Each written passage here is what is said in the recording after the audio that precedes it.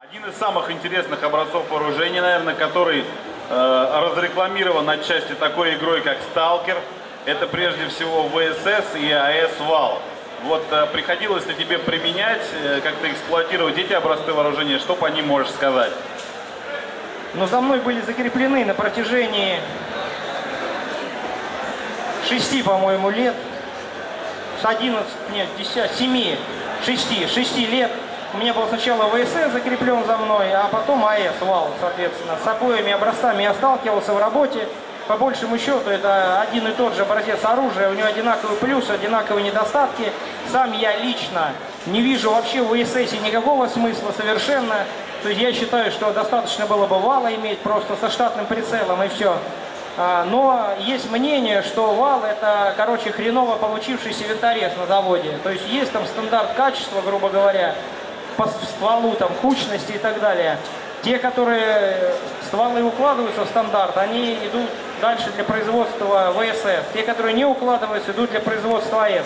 Но учитывая, что они приводятся к нормальному бою по одинаковому габариту, то есть откуда это взято, мне непонятно. То есть у них на приведение к нормальному бою один габарит. Я не помню какой, не хочу врать. Вот. И если у них один габарит на приведение к нормальному бою, о какой кучности там тогда говорят, как бы не совсем ясно. Механизм, все у них одинаковое, ПБС одинаковый, патрон одинаковый, все одинаковое, эффективность применения, если мы говорим о глушении звука выстрела, высокая, плюс ко всему там реализован возврат на боевом механизме специальная полимерная насадка на тыльную часть возвратной боевой пружины, для того, чтобы гасился звук удара подвижных частей во время стрельбы. То есть, ну, конструкторы постарались сделать весьма качественное оружие. Ресурс большой, надежность высокая, ну, надежность очень высокая, я бы назвал, надежность для такого образца оружия. Но проблема этого оружия в том, что это, ну, я бы назвал полицейским оружием, а не военным.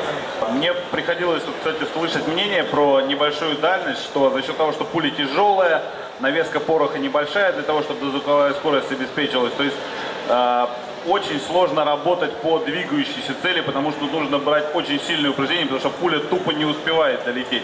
Это так? Ну, чтобы вы понимали, вот смотрите, на 100 метров стреляешь с вала в стандартную мишень, бумажная мишень на фанерном щите, она закреплена, 100 метров дальность. Вот лежишь, ты прицелился, на спуск нажал и ждешь, короче. Вот она летит, и потом вот так попала. То есть ты со 100 метров слышишь, как пуля попадает, короче говоря, в бумажную, ну не в бумажную, в фанерную мишень. Представляете себе? То есть летит, ну, здесь реально медленно, реально медленно. И я, например, на дальность 200 по двигающейся фигуре, параллельно, ну, которая перпендикулярно тебе будет двигаться, но я не представляю, как стрелять. Ну, понятно, очередью можно обстрелять, понятно, плотностью огня можно взять, но чтобы ты вот прям как ниндзя, опять же, бам, на, ну, тяжело это будет. Но с 200 метров цель А4, как бы он попадает нормально, когда ствол не расстрел, такой хороший, за ним ухаживают.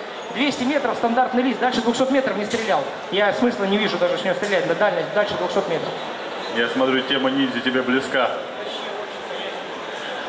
Скажи, пожалуйста, как это оружие по надежности, каких-то, скажем так, в условиях там полевых, да, то есть там грязь, песок, еще что-то. Вот, допустим, пишут, что, опять же, но это уже даже не пишут, это мы просто с парнями ездили на стрельбы, да, и они стреляли как раз с валов, и им оружейник сказал: парни, говорит, вот сейчас вы отстреляетесь, и, говорит, не позже, чем через полчаса, чтобы вы их почистили. Если, говорит, вы их не почистите, их там через пару часов можно, говорит, выкинуть вообще и забыть про них. Проблема есть, значит, по поводу чистки, по порядку пойдем, да. Ну вот если кто-то вал не чистил или винторез после стрельбы, он понятия о чистке оружия не имеет. Я за свои слова отвечаю, как бы. То есть если вы не чистили вал или винторез, вы не чистили никогда оружие вообще. Вот представьте, масло сливочное черного цвета, и им залит внутри автомат. И вот она консистенцией, как сливочное масло, вот такой весь. Но это, блядь, жопа, короче, почистить его тяжело, долго, упорно, и ты очень быстро, когда ты, короче, впервые взял его в руки, тебе хочется с ним играться, ну, стрелять, там, все, ты стреляешь с него, все хорошо, потом чистка одна, вторая, третья. После третьей чистки ты на стрельбы ездишь с автоматом. Уже играться неинтересно. Все. Ты уже берешь автомат, ну АКМС в смысле, и едешь с АКМС. То есть сталкер заканчивается очень быстро. Сталкер вообще заканчивается быстро, да. Дальше, касаемо надежности. Значит, нагар очень много образуется. Если есть проблема с тем, что нагар может набрать воду, то есть если вы находитесь в условиях высокой влажности, это может стать проблемой большой, да.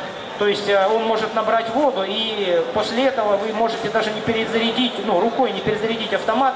Ну, я встречал настрел, давался 100, 5 20-зарядных магазинов, и после этого могут возникнуть проблемы. Но с другой стороны, мой хороший знакомый, друг мой, сейчас проходящий службу в одних из подразделений Министерства обороны, они отстреливали 500 патронов из вала в рамках одних стрельб.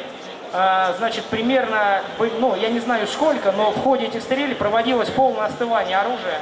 Потом снова стреляли, снова остывание оружия. Магазин макался горловиной в грязь, в жидкую, снова заряжался, и снова продолжался огонь. 500 патронов, ни одной задержки, падение кучности после 500 выстрелов, влияющей на боевую работу, не было. Вот можете сделать выводы относительно надежности этого оружия.